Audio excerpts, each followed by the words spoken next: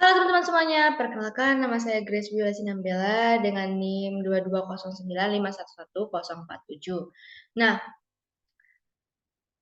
saya mahasiswa Fakultas Kedokteran Hewan Universitas Udayana dengan tahun angkatan 2022.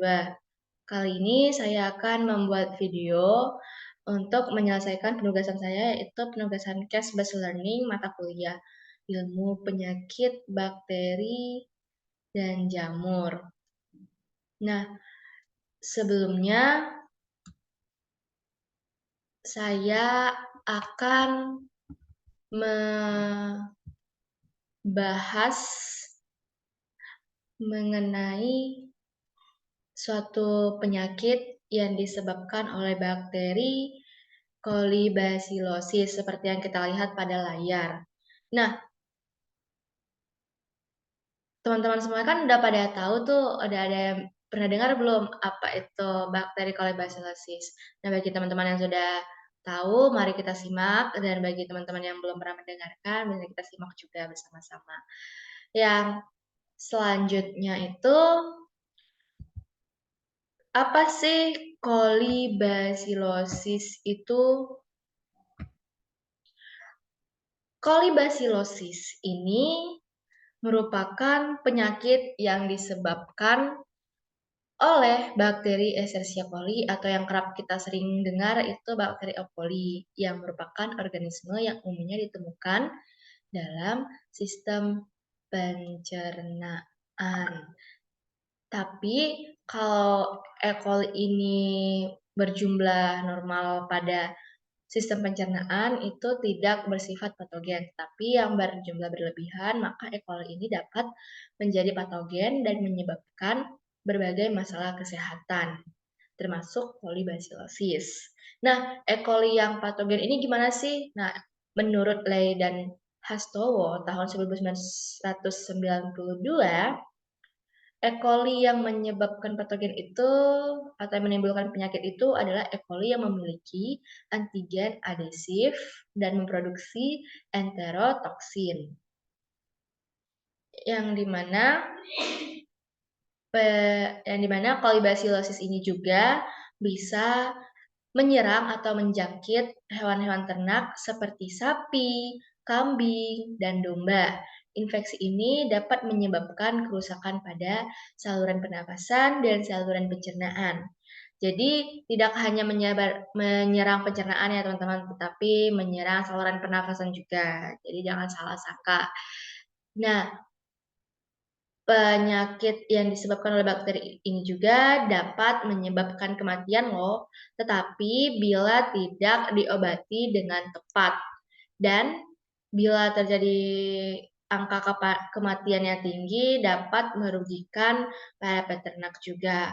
Itu yang salah satu penyebab saya memilih dari penyakit yang disebabkan oleh bakteri kolibasilosis ini. Jadi perlu kita perhatikan juga ya teman-teman.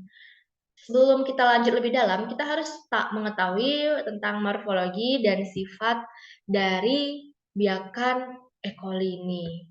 E. coli ini merupakan bakteri yang berbentuk batang dengan sifat gram negatif. Dia juga fakultatif anaerob dengan suhu optimum 37 derajat Celcius. Dia ini tidak membentuk spora, motilnya dengan flagella peritrichus. Bakteri E. coli ini memfermentasi laktosa dan media selektif yang paling ideal untuk menentukan biakan koloni E. coli ini itu adalah media eosin methylene blue, agar atau media embah. Koloni E. coli pada media embah tumbuh membentuk koloni bulat dengan diameter 1-3 mm dengan warna hijau metalik. Nah, kasus yang akan saya bahas itu saya mendapatkan kasus di peternakan di Jogja dan Bogor sempat terserang oleh penyakit koligranuloma ya, di mana ini menyebabkan kerugian besar bagi peternak. Nah, kita kita akan membahas mengenai kasus ini di selanjutnya juga. Nah, apa sih gejala-gejala klinis dari kolibasilosis ini? Gejala-gejala klinis yang ditimbulkan pada sapi atau hewan herbivora lain itu dapat meliputi demam, anoreksia, dehidrasi, anemia, dan diare. Jadi, dehidrasi ini pada umumnya disebabkan karena kekurangan cairan tubuh atau elektrolit yang diperoleh dari tubuh. Diare, biasanya diarenya ini berbentuk profus atau encer melimpah. Dan anemia itu umumnya ditandai dengan adanya warna kusam pada mukosa mulut dan pada mata. Gejala klinis kolibasilosis ini juga pada babi khususnya, dia itu ada 3 bentuk, yaitu ada neonatal diare, yang kedua ada weaning diare, yang ketiga ada edema diare. Neonatal diare ini terjadi pada babi yang baru lahir atau masih muda. Dan biasanya bentuk diarenya itu adalah berwarna putih dan kadang-kadang disertai lendir atau darah. Yang kedua itu ada weaning diare, yang dimana ini terjadi pada babi yang menjelang atau yang saat disepi dengan induknya, dan diarenya ini berbentuk encer yang melimpah. Yang ketiga ada odema diare, yang dimana odema diare ini pada umumnya disertai dengan odema pada bagian perut. Next. Selanjutnya, bentuk penyakit koliseptikemia. Nah, koliseptikemia ini apa sih? Koliseptikemia ini adalah bentuk penyakit kolibacillus pada ayam.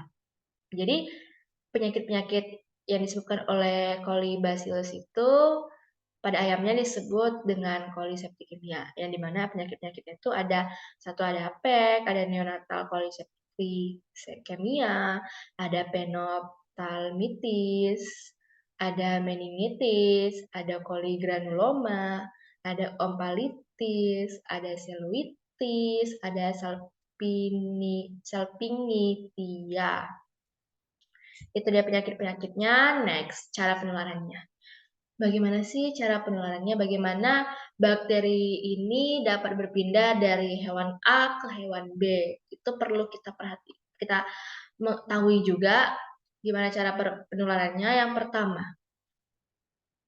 melalui pangan dan air yang terkontaminasi oleh feses. Jadi, kita tetap harus menjaga atau menyuci tempat pakan atau tempat minum dari hewan ternak kita agar terhindar dari kontaminasi bakteri-bakteri yang ada di feses. Selanjutnya, yang kedua, cara penularannya itu dengan vertikal dan horizontal dari induk ke anak. Jadi ini itu dia dari induknya nurun ke anaknya. Jadi penularannya dengan cara begitu. Yang ketiga ada secara mekanik, yang dimana agen penyakit ini ditularkan melalui kumbang hitam dewasa. Yang keempat itu ada perinhalasi. Seperti yang kita ketahui, perinhalasi itu kayak identik dengan pernafasan. Nah, ini dia itu penularan melalui pernafasan yang sumber infeksinya itu berupa debu, teman-teman. Jadi itu dia cara penularan dari bakteri ini. Jadi kita harus tahu cara penularannya gimana agar kita dapat mengantisipasinya juga, gitu teman-teman. Sangat penting juga kita ketahui bahwa seorang dokter hewan itu dalam mendiagnosa itu ada berbagai cara atau berbagai langkah. Dokter hewan itu mendiagnosa kolibasilosis itu pertama dia mengamati gejala klinis yang khas dari penyakit yang disebabkan oleh bakteri ini. Jadi, adapun gejala-gejala klinis yang khas itu dengan melihat gejala diare yang disertai dengan anoreksia, demam, dan anemia. Yang kedua, para dokter hewan juga dapat melakukan nekropsi yang biasa itu kita sebut dengan bedah bangkai. Apa sih tujuannya? Tujuan itu untuk mengetahui perubahan patologi atau lesi pada organ. Umumnya, Lesi pada organ ini muncul di coli granuloma pada saluran pencernaan, mesenterium maupun hati. Yang ketiga itu isolasi dan identifikasi. Jadi kita dapat melakukan bakteri-bakteri yang diisolasi ini dari fesesnya maupun organ penderita itu dapat diisolasi, dan umumnya sampel dikultur pada media eosin metalin blue agar atau EMBA. Jadi begitu cara mendiagnosa dokter hewan pada penyakit bakteri yang disebabkan oleh bakteri Colibacillosis. Nah, tadi kan udah tuh cara gimana gejala-gejala klinisnya, gimana cara penyebarannya, bagaimana cara mendiagnosanya. Sekarang itu cara pencegahannya. Jadi kan kita lebih baik mencegah daripada mengobati. Jadi kita harus mencegah dengan melakukan hal-hal sebagai berikut. Yang pertama, kita itu harus meningkatkan sanitasi kandang, lingkungan, dan manajemen ternak menjadi lebih baik. Yang selanjutnya itu kita harus meminimalisir faktor-faktor pemicu penyakit. Selanjutnya, lakukan disinfektan atau fumigasi kandang, alat-alat kandang, dan melakukan biosecurity. Selanjutnya itu kita harus mengisolasi penderita serta dilakukan tindakan terapi. Jadi nggak hanya mengisolasi, tapi kita harus melakukan terapi dengan pemberian antibiotik dan vitamin dan elektrolit juga, teman-teman. Itu dia cara pencegahannya. Maka dari situ, secara keseluruhan, kita dapat menyimpulkan, kita dapat memberikan kesimpulan. Itu berupa kalau Colibacillosis ini penyakit yang disebabkan oleh bakteri Escherichia coli atau yang kerap kita sebut E. coli, yang merupakan organisme yang umumnya ditemukan dalam sistem pencernaan. Namun, beberapa strain E. coli ini dapat menjadi patogen dan menyebabkan berbagai masalah, termasuk Colibacillosis. Infeksi ini dapat menyebabkan kerusakan pada saluran pencernaan dan saluran pernafasan, serta dapat menyebabkan kematian jika tidak diobati dengan tepat. Dan itu juga dapat merugikan para peternak nantinya. Gejala klinis. Nah, untuk gejala klinis Colibacillosis ini pada sapi atau hewan-hewan herbivora lain meliputi demam, anoreksia, dehidrasi, anemia, dan diare. Bagaimana sih cara pencegahannya? Nah, di simpulan ini kita berikan cara pencegahannya, yaitu dengan meningkatkan sanitasi kandang, lingkungan, dan manajemen ternak menjadi lebih baik, meminimalisir faktor-faktor pemicu penyakit, lakukan disinfektan atau fumigasi kandang, melakukan biosecurity, mengisolasi penderita, serta dilakukan tindakan terapi dengan pemberian antibiotika, vitamin, dan elektrolit. Nah, itu dia sedikit penjelasan mengenai penyakit yang disebabkan oleh bakteri Escherichia coli, yaitu penyakit Colibacillus. Nah,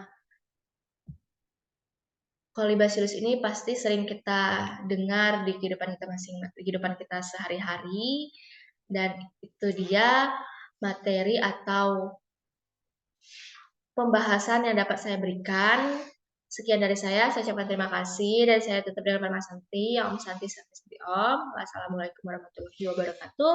Shalom, namo buddhaya, dan salam sejahtera bagi kita semua. Sampai jumpa di kesempatan selanjutnya. Terima kasih, bye-bye.